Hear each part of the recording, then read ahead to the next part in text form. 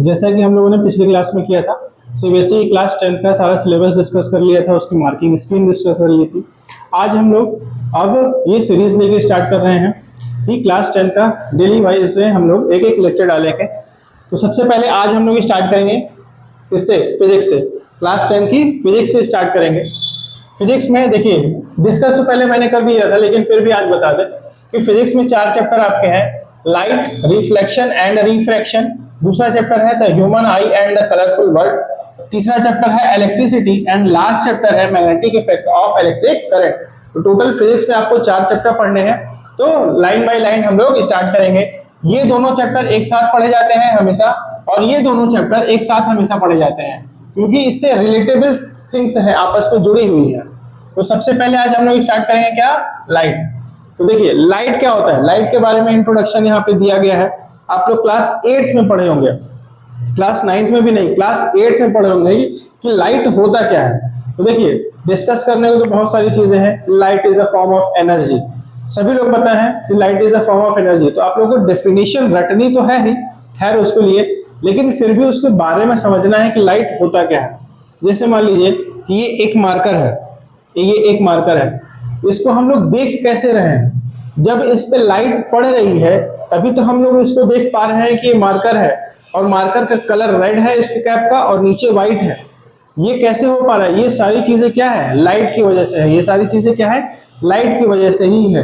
जैसे ये बोर्ड है, हम लोग कैसे देख पा रहे हैं? लाइट की वजह से देख पा रहे हैं। यहाँ पे ये सारी चीजें लिखी हैं, ये कैसे हम लोग देख पा रहे हैं?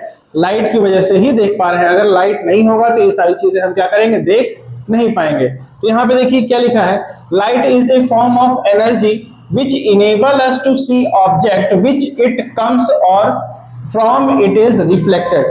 अगर कोई ऑब्जेक्ट है, अगर कोई ऑब्जेक्ट है, उस ऑब्जेक्ट को हम कैसे देख पा रहे हैं? या तो उस पर लाइट पड़ रही है, इस वजह से देख पा रहे हैं। उस पर लाइट पड़ के इसका जो लाइट का रिफ्लेक्शन है, इस पे लाइट पड़ी और लाइट इस पे हमको वापस टकराई हमारी आंखों पे, तब हम इसको देख पा रहे हैं। अगर मान लीजिए लाइट इस पे पड़ती और यहाँ से रिफ्लेक्ट होके हमको आंख पे ना दिखती, तो हम ये समझ नहीं पाते कि ये मार्कर है कि क्या है, ये कौन सा ऑब्जेक्ट है।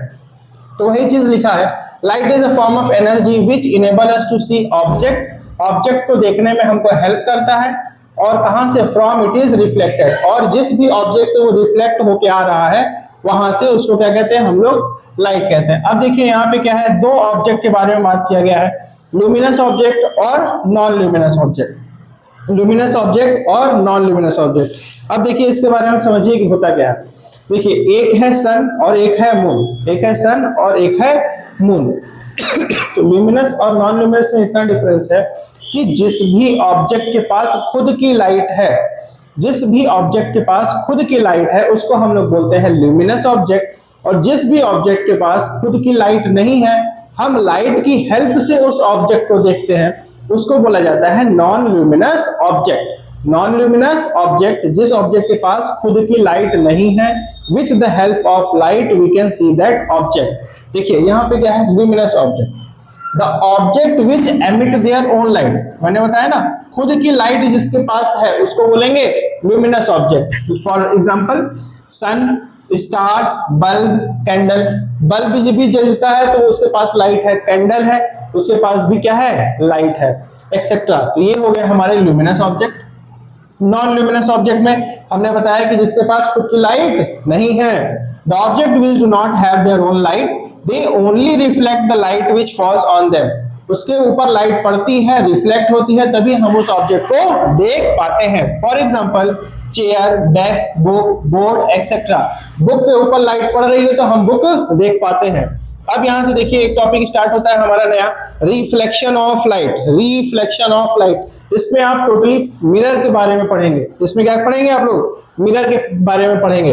तो देखिए रिफ्लेक्शन ऑफ लाइट क्या बता रहा है। रिफ्लेक्शन से हम लोग समझ रहे हैं ना कि बैक, कि रिफ्लेक्ट करता है, किसी भी चीज को वापस भेजना। रिफ्लेक्टेड का क्या मतलब होता है? किसी भी चीज को वापस भेजना। अगर हम लोग इस पे बॉल, इस बोर्ड पे बॉल ऐसे फेंकेंगे तो इससे टकरा के वापस आएगा, तो हम लोग क्या करेंगे? वो रिफ्लेक्ट बैक हो रहा है। क्या हो रहा है? रिफ्लेक्ट बैक हो रहा है। तो वहीं से आया ये reflection. The process of sending back, देखिए सेंडिंग बैक वापस भेजना, सेंडिंग बैक ऑफ लाइट रे which fall on the surface of an object is called reflection of light, is called reflection of light। मतलब किसी भी अगर लाइट कोई object है, ये ऑब्जेक्ट है, इस पे लाइट पड़ रही है और लाइट इससे टकराने के बाद हमारे पास आ रही है, उस फिनोमिना को बोला गया है रिफ्लेक्शन ऑफ लाइट। इस पे टकराने के बाद आ रही है इसलिए बोला गया उसको रिफ्लेक्शन ऑफ लाइट। टकराने के बाद वापस नहीं आती, वहीं रह जाती है, तो उसको रिफ्लेक्शन ऑफ लाइट नहीं बोला जाएगा। अब देखिए रिफ्लेक्शन ऑफ लाइट के कुछ पॉइंट यहाँ पे डिस्क्राइब किए गए हैं, वो पॉइंट को लाइन बाय लाइन हम लोग को पढ़ना है और समझना है। सबसे पहला पॉइंट है ऑर्डिनरी मिरर आर मेड, जैसे कोई एक मिरर है, ऑर्डिनरी मिरर जो हम लोग घर में मिरर रखे हैं या शेविंग किट के यहाँ जो आप लोग जाते हैं शेविंग सैलून में भी है, वहां पे जो मिरर लगे हैं, उस मिरर को अगर मिरर ऐसे नॉर्मल मिरर है तो लाइट इसमें से जाएगी और इससे वापस मतलब कि आर पार हो जाएगी, लाइट गई और आर पार हो गई। तो वो मिरर, अब देखिए उसको क्या करना है, जब उस मिरर के पीछे हम लोग कुछ एक लेयर लगा देंगे। जनरली किसकी लेयर लगती है? सिल्वर मेटल की। जनरली किसकी लेयर लगती है? सिल्वर मेटल की। ग्लास के पीछे साइड में सिल्वर मेटल की एक पतली परत लग गई है, उसके बाद वो क्या बन गया है? मिरर बन गया है। अगर लाइट वापस इसमें से गई और आगे आर पार हो गई तो वो क्या है? ग्लास है। लाइट इधर से गई आर पार हो गई, क्या है? ग्लास है। वो मिरर कब बनेगा? जब उसका एक बैक वाला जो सरफेस है उसके ऊपर कुछ लग जाए। तो कुछ लगने का मतलब है कि क्या लगाया जाता है? सिल्वर की एक परत लगाई जाती है पतली सी, सिल्वर मेटल की। उसके बाद वो क्या बनता है? मिरर बनता है। उसके बाद क्या बनता है? मिरर बनता है। अब क्वेश्चन ये उठता है कि सिल्वर मेटल ही क्यों लगता है? सिल्वर मेटल की ही क्यों लगाई जाती है जनरली? इसलिए क्योंकि silver metal is the best reflection of light. देखिए यहाँ पे ordinary mirror are made by the depositing a thin layer of silver metal, of किसका? Silver metal on the back side of the plain glass. Glass है, glass के पीछे एक परत लगी है सिल्वर की, उसके बाद वो क्या बना है? मिरर बना है। Silver plain glass sheet, because क्यों? सिल्वर का ही क्यों? Silver metal is the best reflector of light. Silver metal का ही इसलिए क्योंकि silver metal is the best reflector of light. दूसरा पॉइंट है देखिए यहाँ पे, a ray of light always travel in a straight line. हमेशा ये क्वेश्चन पूछा जाता है 1 मार्क्स के एमसीक्यू में। A ray of light travels in a dash, किसमें? स्ट्रेट लाइन में। रे ऑफ लाइट हमेशा स्ट्रेट लाइन में ही ट्रेवल करेगी। रे ऑफ लाइट हमेशा क्या? स्ट्रेट लाइन में ही ट्रेवल करेगी। देखिए अगला पॉइंट है, ए बंडल ऑफ लाइट रे is called a beam of light. A bundle of light is called a beam of light. अब यहाँ पे बीम ऑफ लाइट का क्या मतलब है? अगर आपके पास लाइट का जो लाइट है उसका गुच्छा हो, जब ढेर सारी लाइटें हो, जब ढेर सारी लाइटें होंगी तो उसको हम लोग क्या बोलेंगे? बीम। क्या बोलेंगे? बीम। और लाइट का है तो क्या हो जाएगा? Beam of light. गुच्छा, यहाँ पे बीम से क्या मतलब है? गुच्छा। लाइट का क्या है? गुच्छा है। Next point, A ray of light which falls on the mirror surface is called incident ray. For example ये एक मिरर है, मान लीजिए सपोज ये एक मिरर है, ये जो बोर्ड है क्या है? एक मिरर है। जब इस पे एक कोई लाइट रे आएगी, जब कोई लाइट रे इस पे आएगी तो उस रे को बोला जाएगा इंसिडेंट रे। ये बोर्ड क्या है? मान लीजिए कि एक मिरर है, इस पे लाइट रे आ रही है, इस पे लाइट रे आ रही है, जो आ रही है उसको क्या बोलेंगे हम लोग? इंसिडेंट रे बोलेंगे। अगला point, the point eight which the incident ray falls on the mirror is called point of incident. Is called point of incident. For example मान लीजिए ये मिरर है और ये एक लाइट आ रही है। जब आ रही है तो कौन सी लाइट हुई? Incident ray. कौन सी रे हुई? Incident ray. और जिस पॉइंट पे यहां पड़ी, जिस पॉइंट पे पड़ी उस पॉइंट को क्या बोला गया है? पॉइंट ऑफ इंसिडेंट बोला गया है। क्या बोला गया है? Point of incident. Mirror, light I, incident ray जिस जहां पे पड़ी उसको पॉइंट ऑफ इंसिडेंट बोला गया है। नेक्स्ट पॉइंट क्या है? A ray of light which sent back by the mirror is called reflected ray. अब यहाँ पे लाइट रे आ रही है तो इंसिडेंट रे, जो पॉइंट पे आई पॉइंट ऑफ इंसिडेंट, और टकराने के बाद फिर जब वापस गई, इस टकराने के बाद पॉइंट से वापस गई, ऐसे आई यहाँ टकराई ऐसे वापस गई, जो वापस गई उसको बोला जाएगा रिफ्लेक्टेड रे। जो वापस गई उसको क्या बोला जाएगा, रिफ्लेक्टेड रे। फिर से समझिए, मिरर पे लाइट आई, इंसिडेंट रे, टकराई, पॉइंट ऑफ इंसिडेंट, टकराने के बाद फिर वापस गई, उसको बोलेंगे रिफ्लेक्टेड रे। अगला पॉइंट क्या है, a normal is a line at right angle to the mirror surface at the point of incident. अब देखिए, एक नॉर्मल क्या है यहाँ पे बताया गया है, नॉर्मल एक इमेजिनरी लाइन है। जनरली क्या है, नॉर्मल एक इमेजिनरी लाइन है जो लाइट पॉइंट ऑफ इंसिडेंट पे आई। अब यहाँ पे एक राइट एंगल पे एक लाइन बनती है, इमेजिनरी लाइन, राइट एंगल पे एक लाइन बनती है, ये इंसिडेंट रे, रिफ्लेक्टेड रे, इन दोनों के बीच में एक नॉर्मल एक लाइन बनती है, उसको बोला जाता है नॉर्मल, पॉइंट ऑफ इंसिडेंट पे ही बनती है। अभी डायग्राम बनाएंगे, इसके बाद हम लोग डायग्राम बनाएंगे। फिर नेक्स्ट पॉइंट क्या है, the angle of incident is the angle made by the incident ray with the normal. अब ये आया ऐसे इंसिडेंट रे, और ये क्या है हमारा नॉर्मल है, ये इंसिडेंट रे आई यहाँ पे और ये नॉर्मल है। इन दोनों के बीच में जो एंगल बना, अज्यूम करिए इन दोनों के बीच में जो एंगल बनेगा, ये आई ये नॉर्मल, इन दोनों के बीच में ये जो एंगल बनेगा उसको बोलेंगे हम लोग इंसिडेंट एंगल। और next point, the angle of reflection is the angle made by the reflected ray with the normal. अब जब इंसिडेंट रे और नॉर्मल के बीच में बनेगा तो angle of incident, incident ray और रिफ्लेक्टेड रे के बीच में बनेगा तो angle of reflection, the angle of reflection. देखिए अब इसको डायग्राम हम लोग करते हैं, इसी पे डायग्राम बनाते हैं, इसी पे हम लोग क्या बनाते हैं, डायग्राम बनाते हैं।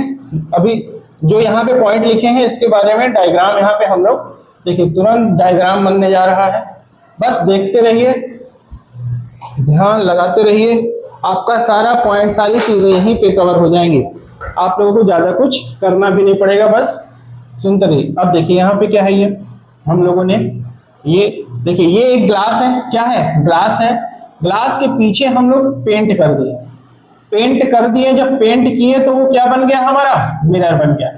जब तक हम पेंट नहीं किए हैं वो क्या है, हमारा ग्लास है।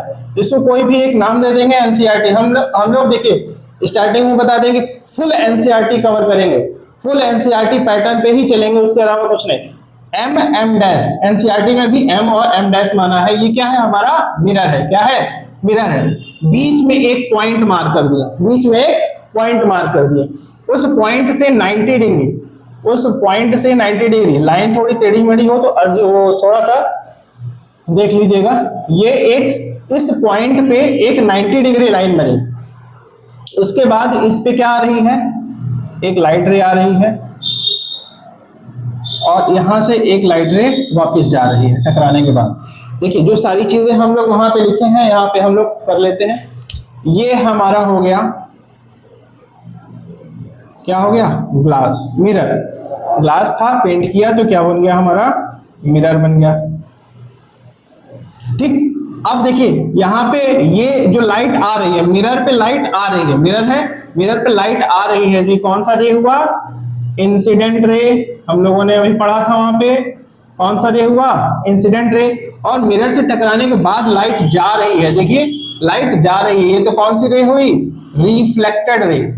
कौन सी रे हुई, रिफ्लेक्टेड रे। और जिस पॉइंट पे इंसिडेंट रे आई, पॉइंट पे, मिरर पे जो पॉइंट है, इस पॉइंट को बोला जाएगा point of incident, point of incident.